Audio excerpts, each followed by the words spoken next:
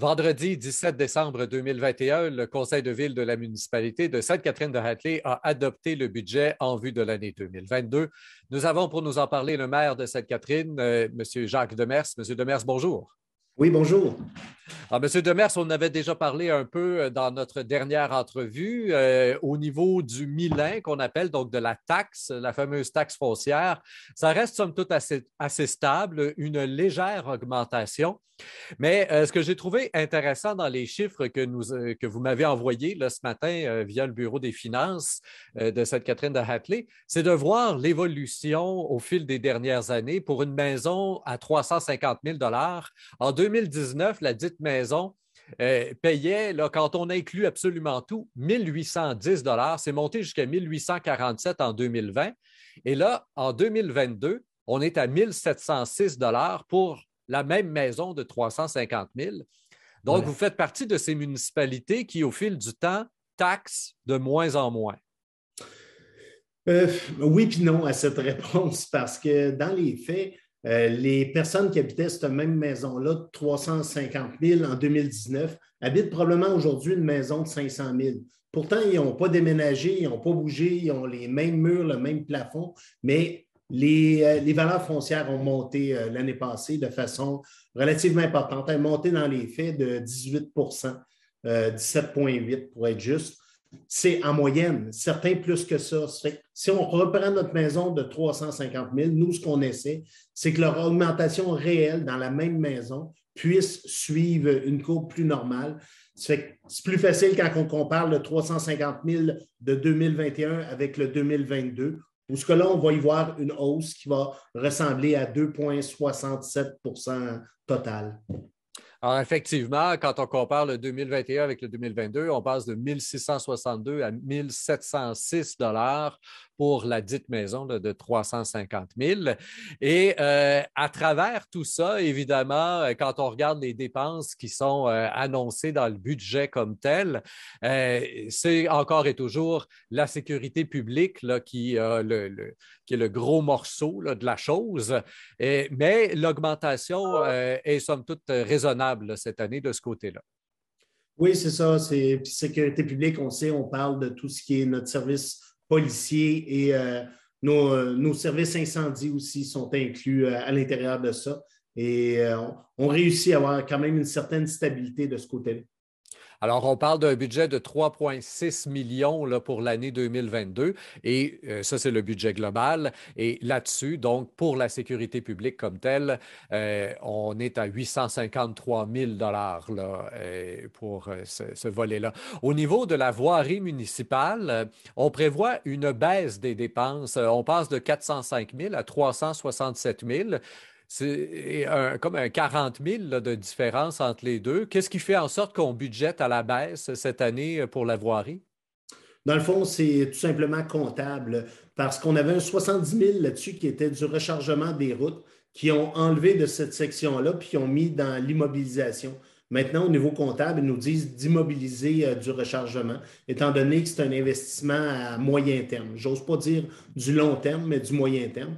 Ça fait que dans les faits, on va investir plus que jamais en voirie, mais beaucoup se retrouvent en immobilisation qu'on ne voit pas directement sur le budget parce que de ce côté-là, on en fait de plus en plus.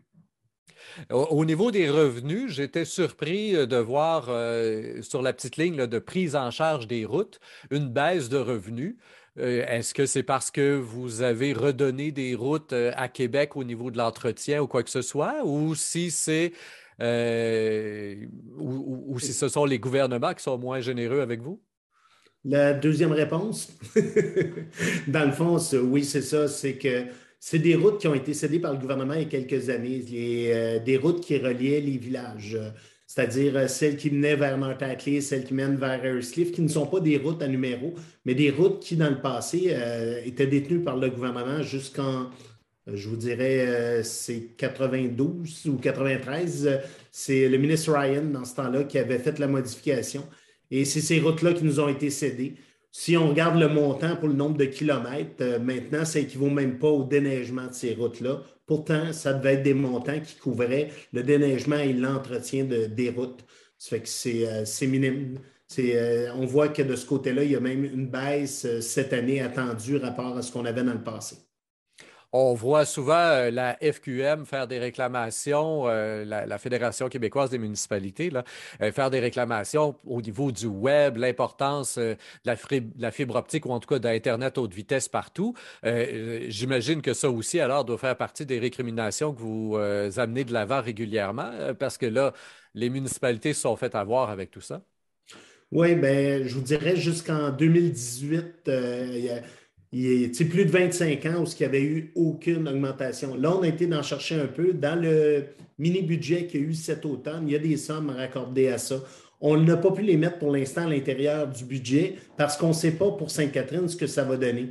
Quand le gouvernement ouvre des sommes dans ces milieux-là, elles ne sont pas réparties d'une façon, j'ose dire, égale. Certains me diront que c'est peut-être plus égal de cette façon-là, mais ce n'est pas d'une façon linéaire par kilomètre de chemin qu'on détient, mais plutôt sur une base de calcul qui rentre, entre autres, la richesse foncière. Étant donné que Sainte-Catherine-de-la-Clé est considérée comme une municipalité riche de sa richesse foncière, elle a beaucoup moins par kilomètre que d'autres municipalités. Et tant qu'on n'a pas le chiffre final de ce côté-là, on n'ose pas le mettre à l'intérieur d'un budget. Donc, effectivement, comme vous disiez, si on le prenait au kilomètre, bon, on a l'impression d'une ville désavantagée. Et quand on le prend de façon globale, au niveau de la province, ben, on a l'impression d'une répartition des richesses. Alors, selon où on se situe sur l'échiquier politique, on voit ça d'un bon œil ou d'un mauvais œil. Ce qui n'apparaît pas dans les chiffres des budgets municipaux, ce sont les travaux qu'on prévoit pendant l'année. Évidemment, difficile de budgéter exactement combien on va mettre, puisqu'il va y avoir les subventions qui vont venir en couvrir une partie. Mais c'est intéressant quand même de soulever ces chiffres-là, parce que si on les mettait dans le budget, ça viendrait pratiquement, non pas doubler le budget, mais presque, là. On prévoit pour 2022 2,5 millions de dollars de travaux. Exact. Ce qu'on fait de façon très importante. On ne se cachera pas, on est sur des années où le gouvernement nous aide beaucoup au niveau financier, au niveau des subventions. On essaye de prévoir aussi le futur en se disant peut-être qu'un gouvernement un jour décidera aussi, comme le monde municipal, d'avoir des budgets équilibrés, donc pas plus de dépenses que de revenus. À ce moment-là, on a toujours peur d'être serré. Ça fait que présentement, on suit la cadence puis on investit de façon très importante.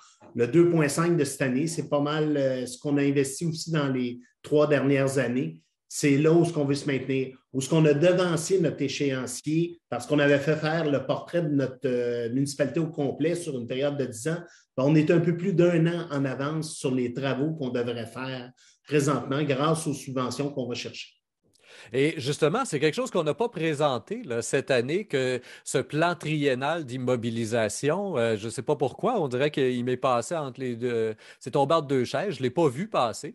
Qu'est-ce qui s'en vient là, dans le plan triennal, puisqu'on a devancé ce qu'on pensait faire? Où est-ce qu'on en est rendu là, pour l'année 2022? Où vont aller ces 2,5 millions de dollars? Oui, dans le fond, ce qu'on ferme avec le 2,5, c'est tout ce qu'on avait dans le calendrier. On avait fait la présentation devant les citoyens il y a 2 ans, où ce qui nous restait des zones rouges, que les ingénieurs considéraient souvent des bouts de route jusqu'à un certain point. Ça fait qu'on va en retrouver un peu sur le chemin de la montagne, un peu sur le chemin d'Ayerscliff, un peu à différents endroits. C'est ce qu'on ferme cette année pour par la suite passer ce qui était jaune qui, pour certains endroits, devrait être revenu rouge, étant donné que le temps passe sur ces routes-là. C'est ce qu'on est en train de conclure pour 2022, mais il va y avoir aussi beaucoup plus de rechargement. On a mis plus, si on regarde le budget aussi, au niveau de la bas-poussière. De la bas-poussière, on a des plaintes à des endroits et on va devoir continuer à investir sur nos routes de gravier qui ont des besoins aussi de ce côté-là. Puis on a un projet aussi d'essayer de recouvrir un développement. Plusieurs années, on regarde un développement et on se dit, bon, ben, on est rendu au stade de l'asphalté. Une fois que le développement est complété, qu'il n'y a plus de maisons à rajouter, ben, c'est le bon temps. Et moins de camionnage, moins de choses. Ben, c'est dans ces endroits-là cette année qu'il y aura des investissements très importants de fait. Là. Toujours délicat en même temps, l'asphaltage, quand on est en montagne, évidemment aussi, l'eau coule passablement plus rapidement.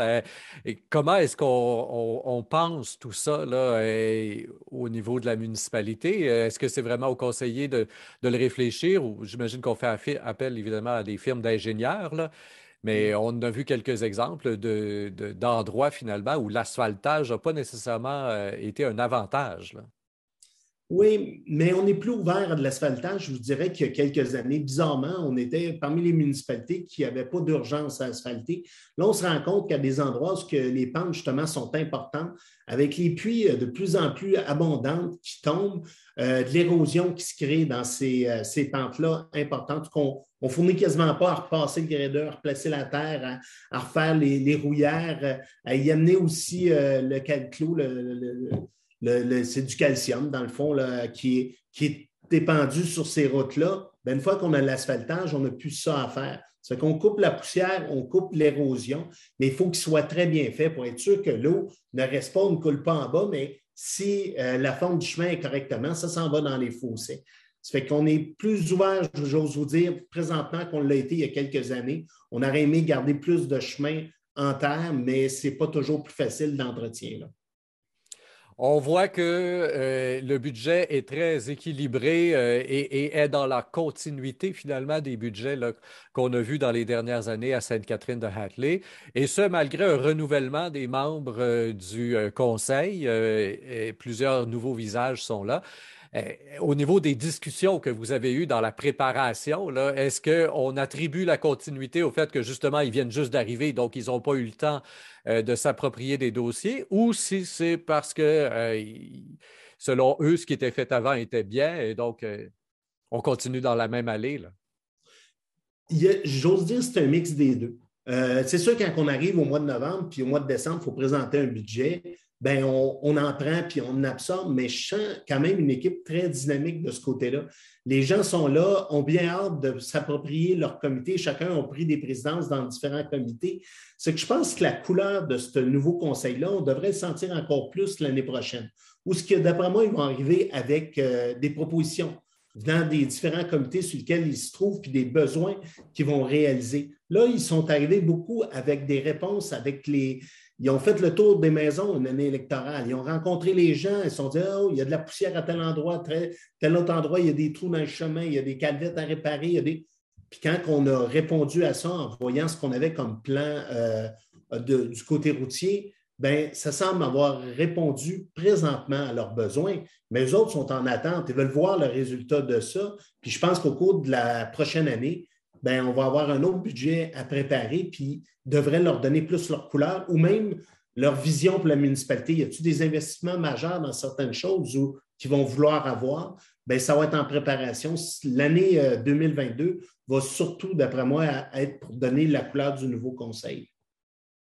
Monsieur Demers, c'est la dernière entrevue de l'année 2021 et traditionnellement, on conclut toujours cette entrevue avec la possibilité que vous puissiez souhaiter évidemment un bon temps des fêtes à vos citoyens. Alors, je vous laisse la parole. Mais d'abord, de ma part et de l'ensemble du conseil et du personnel de la municipalité, grand merci à tous les citoyens, tous les Catherinoises, tous les Catherinois. Je vous souhaite vraiment du bon temps des fêtes. Oui, avec la limitation encore cette année, on a bien hâte de pouvoir passer à un autre niveau, mais du temps avec vos proches comme jamais. Un repos, je pense que tout le monde on a besoin de ça cette année.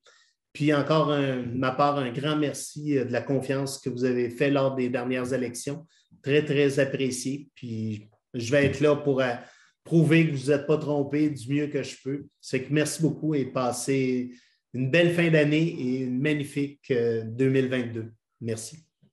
Alors, joyeuses fêtes à vous aussi, Monsieur Demers. Et quant à vous, chers auditeurs, on vous souhaite de ma part aussi une belle et bonne année 2022, un beau temps des fêtes autant que possible.